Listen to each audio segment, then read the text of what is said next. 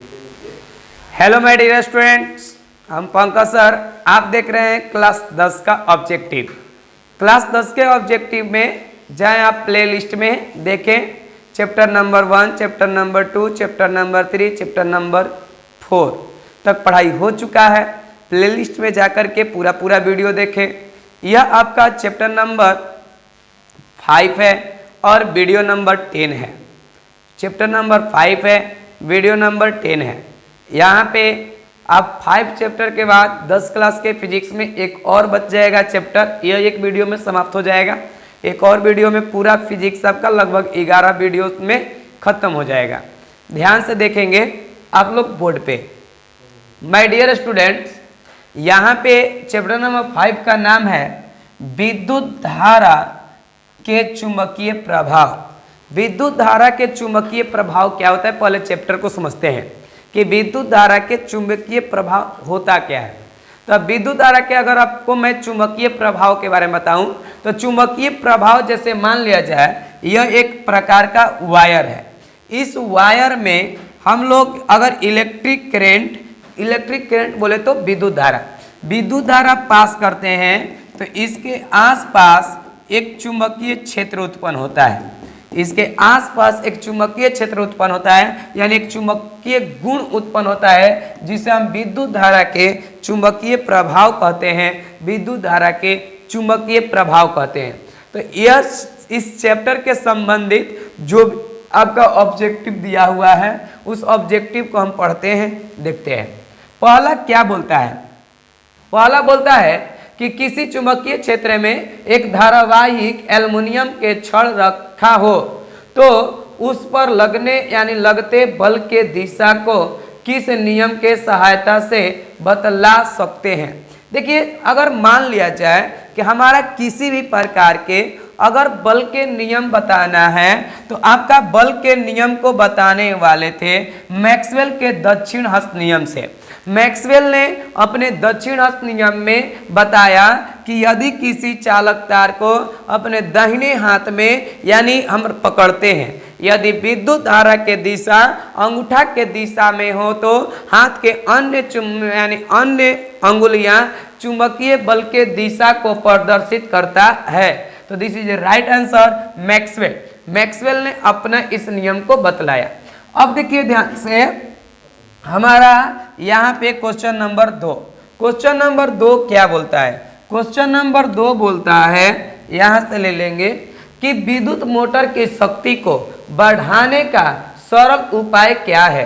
देखिए, विद्युत शक्ति को बढ़ाने का सरल उपाय पूछ रहा है। कोई भी मोटर हो, अगर विद्युत यानी मोटर है और उसकी शक्ति को बढ़ाना है तो नाल चुंबक को प्रबल रखना, यानी जो उसमें चुंबक है उस चुंबक को प्रबल करना, ये भी एक प्रकार का उपाय है। आर्मेचर में लपेटने की संख्या बढ़ाना, यानी आपका जो कुंडली की संख्या होती है, आर्मेचर में जो हम फेरे मारते हैं उस फेरे की संख्या को बढ़ाकर भी हम लोग यानी बढ़ा सकते हैं।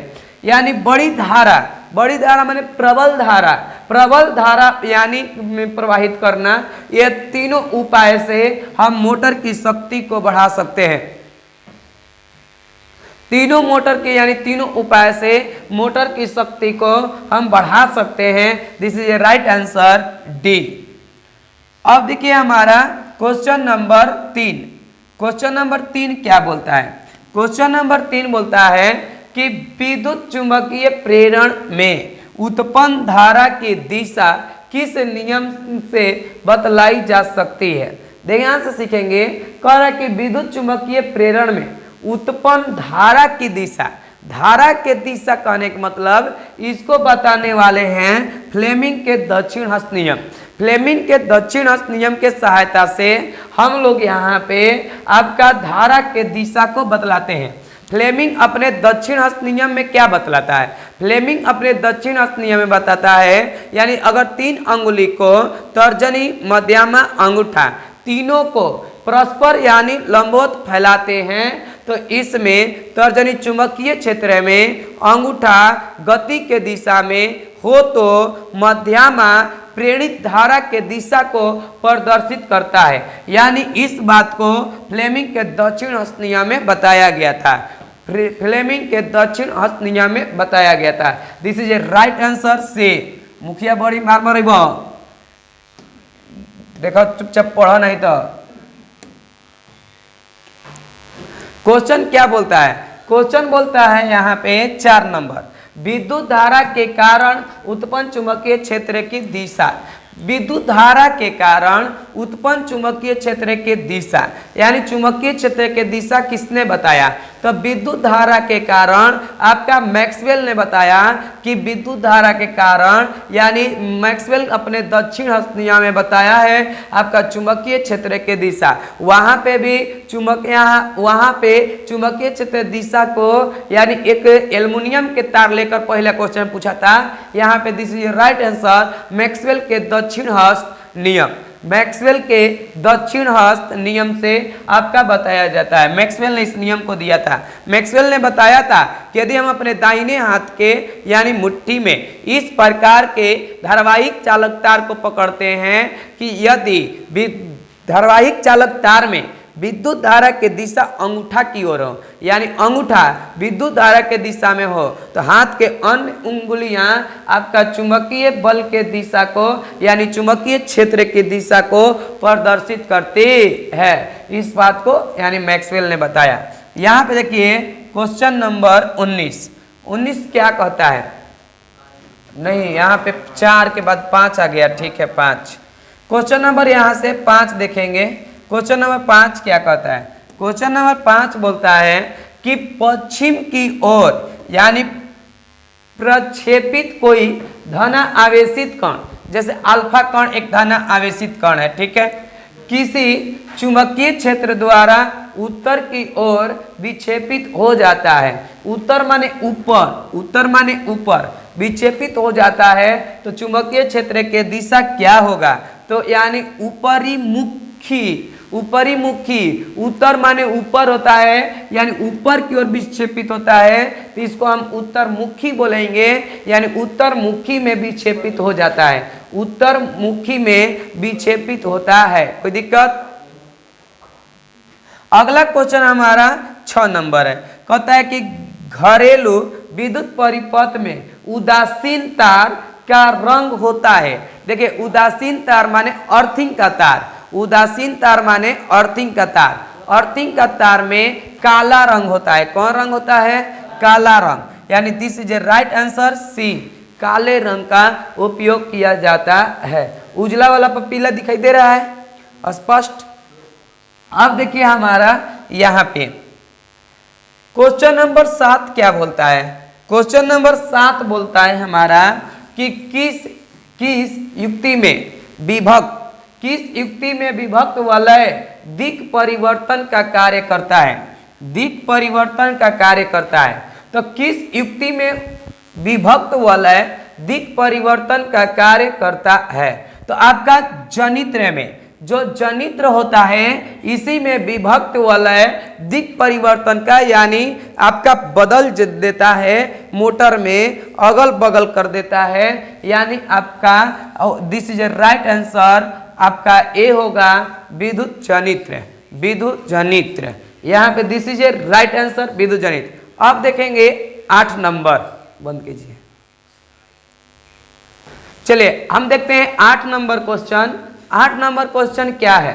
8 नंबर क्वेश्चन कहता है कि किसी विद्युत धारावाहिक, यानी सीधी लंबी परिनालिका के भीतर चुंबकीय क्षेत्र होता है। देखिए, परिनालिका के भीतर कहता है कि क्या होता है? तो परिनालिका के भीतर सभी बिंदुओं पर समान होता है। आपका चुंबकीय क्षेत्र जो होता है, यह चुंबकीय क्षेत्र सभी बिंदुओं पर समान होता है। सभी बिंदुओं पर क्या होता है? मान समान होता है। This is right answer A. Question number 9 क्या कहता है? क्वेश्चन नंबर 9 बोलता है, वाह,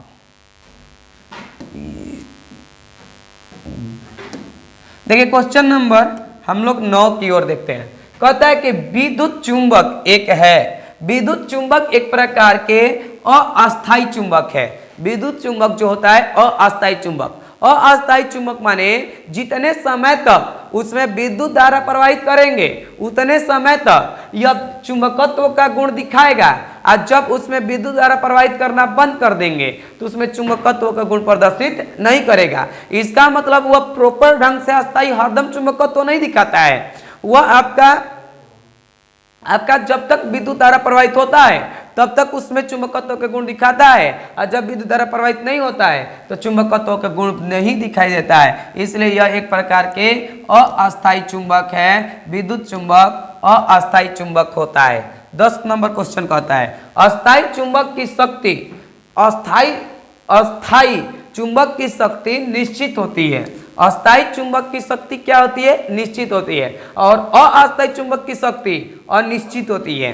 अस्थायी चुंबक की शक्ति जितना विद्युत धारा ज्यादा जाएगा चुंबकत्व तो उतना ही होगा। आपका अस्थायी चुंबक की शक्ति निश्चित होता है। कोई चुंबक ले लीजिए, उसका शक्ति को यानी हरदम एक ही रेंज उसका रहता है कि 2 मीटर, 1 मीटर, 5 सेंटीमीटर, आपका उसका एक लिमिट रेंज होता है, तो इसलिए अस्थायी होता है। दिस इज राइट आंसर, अस्थायी। अब देखिए क्वेश्चन नंबर 11। क्वेश्चन नंबर 11 क्या कहता है? 11 कहता है कि किसी छड़ चुंबक के अंदर यानी चुंबकीय क्षेत्र रेखाओं की दिशा क्या होती है? देखिए चुंबकीय क्षेत्र रेखाओं की दिशा बहुत सारे लोग उत्तरी ध्रुव से दक्षिणी ध्रुव की ओर मार देते हैं। एकदम यह सही है कि उत्तरी ध्रुव पे उत्पन्न होती है चुंबकीय बल रेखाएं या चुंबकीय क्षेत्र रेखाएं, उत्तरी ध्रुव पे उत्पन्न होती है और दक्षिणी ध्रुव पर समाप्त होती है। ये तो बातें सही हैं, लेकिन इसका अगर दिशा देखना है, दिशा अगर बताना हो तो माइंड में याद रखें माइनस यानी माइनस चुंबकत्व से प्लस की ओर, यानी माइनस से प्लस की ओर होता है, माइनस मैग्नेटिक से प्लस की ओर। माइनस जो होता है इसको हम लोग दक्षिणी बोलते हैं, यानी दक्षिणी ध्रुव, और जो प्लस वाला होता है उसे हम लोग उत्तरी ध्रुव बोलते हैं। तो यानी दक्षिणी ध्रुव से उत्तरी ध्रुव की ओर, दक्षिणी ध्रुव से उत्तरी ध्रुव की ओर। This is right answer B, दक्षिणी ध्रुव से उत्तरी ध्रुव की ओर।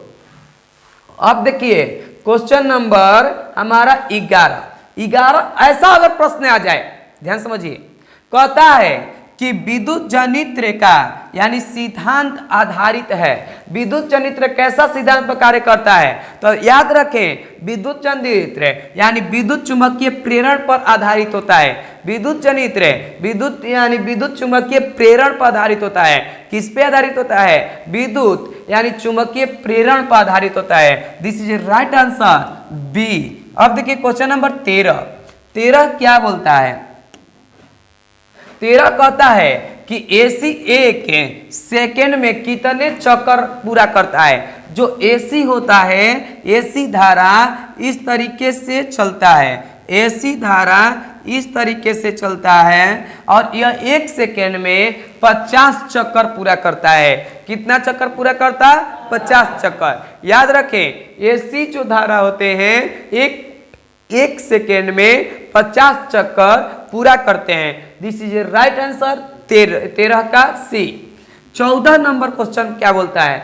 14 नंबर बोलता है कि बैटरी से किस प्रकार की धारा प्राप्त की जाती है? बैटरी से यानी दृष्ट धारा का यानी उत्पादन किया जाता है। दृष्ट धारा माने डायरेक्ट करंट यानी डायरेक्ट करंट माने यानी दृष्ट धारा का यानी धारा का आपका उत्पादन किया जाता है यानी प्राप्त किया जाता है। बैटरी से दृष्ट धारा प्राप्त किया जाता है। This is right answer A.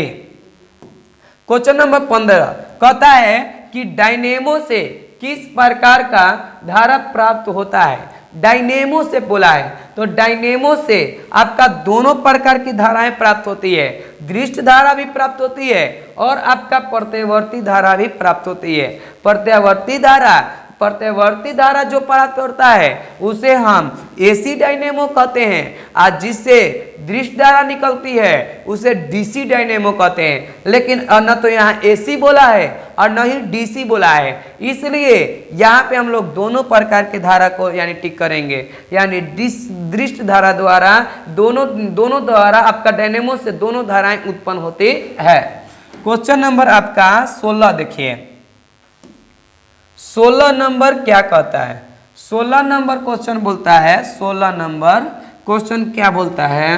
Question बोलता है 16 नंबर, 16 बोलता है कि जब चालक को चुंबकीय क्षेत्र में रखा जाता है तो उसकी गतिशील इलेक्ट्रॉन पर बल लगते हैं, जिसे क्या कहते हैं? देखिए उसके गतिशील जो यानी गतिशील इलेक्ट्रॉन होते हैं, उस इलेक्ट्रॉन पर दो प्रकार के बल लग रहे हैं। एक तो चुंबकीय क्षेत्र में यानी आप ले जा रहे हैं तो एक चुंबकीय क्षेत्र का बल लग रहा है यानी चुंबकीय बल कार्य कर रहा है, और यहाँ पे इलेक्ट्रॉन गति कर रहा है तो एक विद्युतीय क्षेत्र उत्पन्न होता है, तो विद्युतीय क्षेत्र भी लग रहा है। और जिस पर दोनों प्रकार के बल लगे, इस बल को हम लोग बोलते हैं लॉरेंज बल।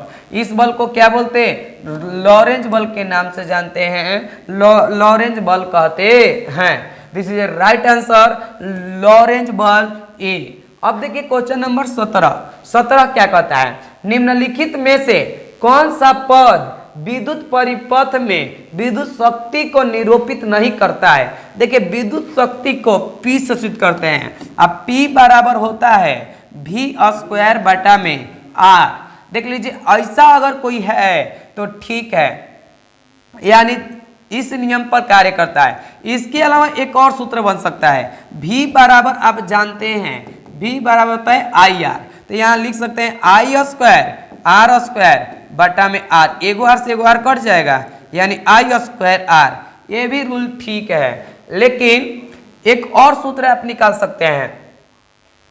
क्या निकाल सकते हैं? एक सूत्र देखिए, P बराबर V² बटा में R तो है, तो यहाँ पे आप लिख सकते हैं क्या, यानी यहाँ पे आप एगो V ले सकते हैं, लेकिन एक V और एगो V by R, V by R को हम I कहते हैं, तो I V, यानी यह भी सही है, यह भी सही है और ये भी सही है। यह सूत्र होता ही नहीं है शक्ति का, इसलिए यहाँ पे दिस इज कह रहा है कि कौन निरूपित नहीं करता है शक्ति को, तो शक्ति को B निरूपित नहीं करता है। This is right answer B। और कोई दिक्कत है तो बोल लीजिए। क्वेश्चन नंबर 17 क्या बोलता है? क्वेश्चन नंबर 17 कहता है, 17 तो हो गया ना, 17 हो गया।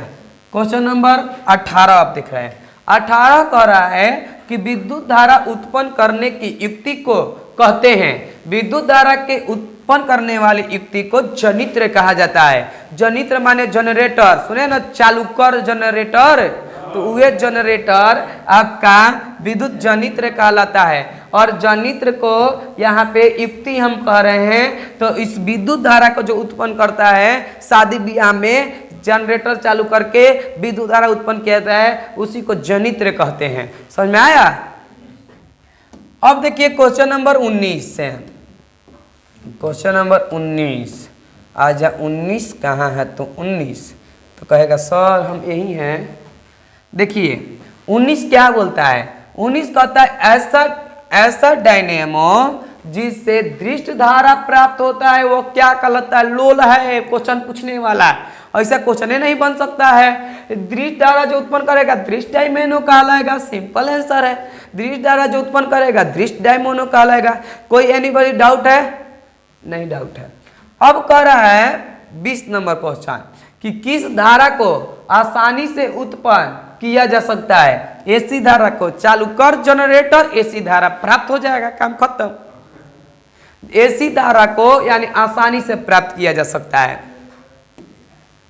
अब देखिए हमारा यहाँ पे लघु पतन के समय परिपथ में विद्युत धारा का मान होगा। लघु पतन माने शॉर्ट सर्किट माने सुन ले ना, शॉर्ट लड़ गई, जड़ गए, तो वो समय विद्युत धारा का मान क्या होता है? जड़ता है जब बढ़ जाता है, बहुत अधिक बढ़ जाता है। कितना बढ़ता है? बहुत अधिक। This is a right answer, बहुत अधिक। कोई दिक्कत है? अब समझिए क्वेश्चन नंबर 22 दिखाई दे रहा है सर, नीचे की दिखाई दे रही है, तो यहाँ पे ध्यान से समझे। यहाँ बोल रहा है कि फ्लेमिंग के वाम हस्त नियम में अंगूठा किस दिशा को यानी किस दिशा का संकेत बतलाता है? अंगूठा वाम हस्त में फ्लेमिंग के बाएं हस्त नियम बल को यानी प्रदर्शित करता है। किसको प्रदर्शित करता है? बल को यानी प्रदर्शित करता है। जैसे कहता है कि यदि फ्लेमिंग के वामहस्त नियमानुसार अपने 3 हाथ के अंगुली, तर्जनी, मध्यमा अंगूठा तीनों को परस्पर समकोणित लंबवत इस प्रकार फैलाते हैं कि तर्जनी चुंबकीय क्षेत्र में और अंगूठा बल के दिशा में हो तो मध्यमा गति के दिशा को प्रदर्शित करता है। This is a right answer, यानी बल की ओर होता है, बल को दिखलाता है। अगला देखिए क्वेश्चन नंबर हमारा 23 आता है। 23 क्या बोलता है? 23 बोलता है कि घरेलू उपयोग के लिए विद्युत का आपूर्ति होता है। घरेलू उपयोग के लिए आपका 220 वोल्ट और 50 हर्ट्ज का उपयोग करते हैं। यानी जो भारत में जितना बिजली उत्पन्न होता है 50 हर्ट्ज के बिजली उत्पन्न होता है, यानी जो भारत में बिजली उत्पन्न किया जाता है वह 50 हर्ट्ज का और आपका 220 वोल्ट उसका विभवांतर रहता है। क्वेश्चन नंबर 24 कहता है, देखिए आइए गया क्वेश्चन नंबर 24 कहता है भारत में घरेलू उपयोग के लिए आपका प्रत्यावर्ती धारा की आवृत्ति कितनी होती है? हमने अभी बताया 50 hertz. This is a right answer. घरेलू उत्पादन के लिए केवल ट्रेन चलाने के लिए अलग होता है, आपका कंपनी चलाने के लिए अलग होता है, लेकिन घरेलू उपयोग के लिए 50 हर्ट्ज ही होता है। अब देखिए क्वेश्चन नंबर हमारा 25 क्या कहता है? 25 कहता है कि घरेलू वायरिंग में 3 तार लगाया जाता है, एगो गर्म, एगो ठंडा और एगो उदासीन। यानी एक होता है गर्म, एगो उदासीन और एक न्यूट्रल होता है जो आपका रिटर्निंग लाइन को देता है। तो कैसा रंग का होता है? तो गर्म वाला लाल होता है, ठंडा वाला आपका काला होता है और आपका जो भूमियोजित यानी जो भूमि के अंदर दे दिया जाता है वह कैसा होता है? तो हरा होता है। तो ये आंसर याद करें, यहाँ पे लाल काला हरा, लाल काला हरा, कोई दिक्कत है? अब देखिए 26 नंबर क्वेश्चन क्या बोलता है? 26 नंबर क्वेश्चन बोलता है किसी धारा का उपयोग विद्युत चुंबक में नहीं किया जा सकता है। किस धारा का उपयोग विद्युत चुंबक में नहीं किया जाता है? प्रत्यावर्ती धारा का उपयोग विद्युत चुंबक में नहीं किया जा सकता है। This is a right answer 26। Question number यहाँ पे 27 क्या बोल रहा है? 27 क्वेश्चन बोल रहा है कि चुंबक बनाने के लिए प्रायः किस पदार्थ के छड़ का व्यवहार किया जाता है? आपका नरम लोहे के छड़ का व्यवहार किया जाता है। नरम लोहे का छड़ डालिएगा, चुंबकत्व ज्यादा होगा। चुंबकत्व क्या होगा? ज्यादा होगा। कोई भी प्रकार के आपका जैसे परिनालिका होता है, आप लोग पढ़े होंगे परिनालिका। परिनालिका में एक कहा जाता है कि चुंबकत्व बढ़ाने के लिए किस प्रकार के छड़ का उपयोग होता है? नरम लोहे के छड़ का उपयोग होता है, नरम लोहे। यहाँ पे देखिए 28 है। 28 बोलता है कि विद्युत चुंबकीय प्रेरण की खोज यानी किसने किया था? विद्युत चुंबकीय प्रेरण की खोज फैराडे भैया ने किए थे। कौन भैया किए थे? फैराडे भैया किए थे। यानी भैया नहीं है लेकिन मान लो भैया, फैराडे भैया किए थे। अब समझिए आगे, कहेंगे गुरु जी ऐसे कह रहे हैं जैसे घरे के भैया हैं थे। देखिए ध्यान से कर रहे हैं यहाँ पे 29 नंबर क्वेश्चन। वास्तव में विद्युत जनित्र क्या करता है? ऊर्जा को पारंपरिक की तरह से यानी कार्य करता है, यानी परिवर्तक की तरह कार्य करता है। ऊर्जा या जो विद्युत जनित्र होता है ऊर्जा को परिवर्तित करने का कार्य करता है। ऊर्जा को कैसे परिवर्तित करता है? यानी देखिएगा चालू कर जनरेटर जब कहते हैं तो पूरा एकदम घुमाया जाता है, घुमाते हैं तो इसमें गति आता है। क्या आता है? गति आता है। गतिज ऊर्जा यांत्रिक ऊर्जा कहलाता है। उस यांत्रिक ऊर्जा को विद्युतीय ऊर्जा में परिवर्तित किया जाता है, यानी परिवर्तक की तरह कार्य करता है। किसके तरह कार्य करता है? परिवर्तक की तरह कार्य करता है। This is a right answer D. Question number 29 के बाद अपना आया 30। भैया 30 तू यहीं पे लग जा।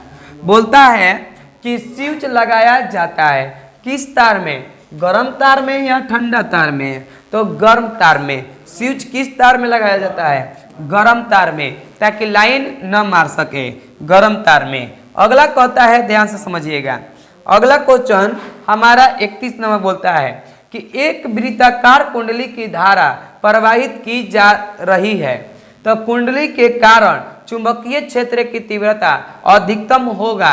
चुंबकीय क्षेत्र तीव्रता अधिकतम केंद्र पर होता है। कहाँ होता है? केंद्र पर, यानी केंद्र पर अधिकतम होता है। This is a right answer A. This is a right answer A. अब देखते हैं 32 नंबर। इसमें एक भी न्यूमेरिकल ही नहीं आया है। यहाँ पे एक बहुत ही आसान, आप बाकी चैप्टरों से यह बहुत आसान चैप्टर नजर आता होगा। देखिए कह रहे अगला, कहता है एक गतिमान आवेशित कण उत्पन्न करता है केवल चुंबकीय केवल विद्युत क्षेत्र दोनों, चुंबकीय और विद्युत क्षेत्र दोनों उत्पन्न करता है। क्या करता है? दोनों। 32 के बाद अब हम लोग 33 क्वेश्चन देखते हैं। 33 नंबर क्या बोलता है? 33 नंबर बोलता है कि अस्थायी चुंबकीय यानी अस्थायी चुंबक बनाने के लिए किसका यानी उपयोग किया जाता है? इस्पात का। किसका उपयोग किया जाता है? इस्पात का। यानी यहाँ पे this is right answer A, यहाँ पे इस्पात होगा, बी हो जाएगा आंसर, इसे बी बोलेंगे। अगला बोलता है 34 नंबर क्वेश्चन। 34 क्या बोलता है? ध्यान से देखिए। विद्युत धारा उत्पन्न होता है, विद्युत धारा डायनेमो से उत्पन्न होता है। कहाँ से? यह डायनेमो लड़का क्या करता है? पता है डायनेमो पढ़ के मार देता है। ये डायनेमो नहीं लिखा है, डायोड लिखा गया है। क्या लिखा गया है? डायोड। इसलिए डायनेमो मारिए, डायनेमो से उत्पन्न होता है। अगला क्वेश्चन 35 बोलता है यांत्रिक ऊर्जा को विद्युत ऊर्जा में बदलने वाले उपकरण को क्या कहते हैं? डायनेमो यानी जनित्र कहते हैं। क्या कहते हैं? जनित्र कहते हैं। डायनेमो माने जनित्र कहते हैं। अगला क्वेश्चन नंबर 36। 36 क्या बोलता है? थोड़ा सा ऊपर दिखाई दे रहा है सब? तो चलो एक टर्म में नहीं होगा, 2 टर्म ले लेते हैं। 36 नंबर क्वेश्चन बोलता है कि विद्युत परिपथ में विद्युत फ्यूज जोड़ा जाता है। विद्युत फ्यूज जोड़ा जाता है तब भूमि यानी विद्युत में तार में जोड़ा जाता है। विद्युत में तार माने जिसमें विद्युत धारा प्रवाहित होता है, यानी विद्युत में तार में जोड़ा जाता है। अगला क्वेश्चन 37। विद्युत में तार में इसलिए जोड़ा जाता है ताकि हम स्विच कट कर दें तो लाइन कट हो जाए, अन्यथा आपको लाइन मार सकता है अगर ठंडे में जोड़ दिए तो। उसमें आपका फेज और न्यूट्रल होता है, फेज और न्यूट्रल होता है। इसलिए हमारा जो लाइन होता है, प्लग को देखिएगा, अच्छा प्लगवा को उलाट को देखिएगा, एगो तरफ एल लिखा रहता है और एगो तरफ एल लिखा रहता है। एन माने न्यूट्रल, उदासीन, अर्थिंग, और एल माने यहाँ पे फेज बोला जाता है, यानी यह मेन लाइन हो गया। एल माने मेन लाइन, तो मेन लाइन को यानी इसमें जोड़ा जाता है एल वाला में। इसलिए वायरिंग करते समय गलती न करें। यहाँ पे प्रत्यावर्त कर रहा है, प्रत्यावर्ती धारा जनित्र से कैसी धारा यानी मिलती है? जनित्र से कैसी धारा मिलती है? तो प्रत्यावर्ती धारा जनित्र से प्रत्यावर्ती धारा मिलती है। कैसी धारा मिलेगी? प्रत्यावर्ती धारा। This is right answer A. Question number 38। 38 क्या बोलता है? क्वेश्चन नंबर 38 बोलता है, यहाँ पे ध्यान से सीखेंगे। क्वेश्चन नंबर 38 क्या बोलता है? क्वेश्चन नंबर 38 आजा 38 यहाँ पे कहता है कि चुंबकीय क्षेत्र यानी रेखाएं, चुंबकीय क्षेत्र रेखाएं किस चुंबक से निकलती है? चुंबकीय क्षेत्र रेखाएं किस चुंबक से निकलती है? चुंबकीय क्षेत्र रेखाएं आपका किस चुंबक से निकलती है? किस ध्रुव से निकलती है? तो उत्तरी ध्रुव से निकलती है। किस ध्रुव से निकलती है? उत्तरी ध्रुव से निकलती है। चुंबकीय क्षेत्र रेखाएं जैसे मान लिया जाए यह एक चुंबक है, यह नॉर्थ है, यह साउथ है। नॉर्थ माने उत्तरी ध्रुव, ईस्ट माने साउथ, यानी यहाँ से उत्पन्न होती है नॉर्थ से और साउथ की ओर गमन करती है। नॉर्थ से उत्पन्न होती है और साउथ की ओर गमन करती है। यह साउथ की ओर गमन कर रही है। इस प्रकार से इसका एरो का निशान ऐसे लगा दिया जाता है। यहाँ पे बहुत सारा किरणें निकल जाती है, यहाँ बहुत सारे किरणें आके लग जाती हैं। इस प्रकार से यह आ रही है और एक जा रही है। तो इस प्रकार से हमारा होगा 38 उत्तरी ध्रुव से निकलती है। अगर कह दे किस ध्रुव पर समाप्त होती है तो दक्षिणी ध्रुव पर समाप्त हो जाती है। किस ध्रुव पर समाप्त हो जाती है? दक्षिणी ध्रुव पर समाप्त हो जाती है। This is a right answer A.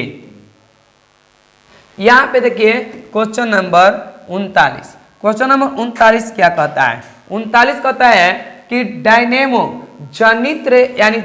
Dynamo यांत्रिक ऊर्जा को किस ऊर्जा में परिवर्तित करता है? विद्युतीय ऊर्जा में परिवर्तित करता है।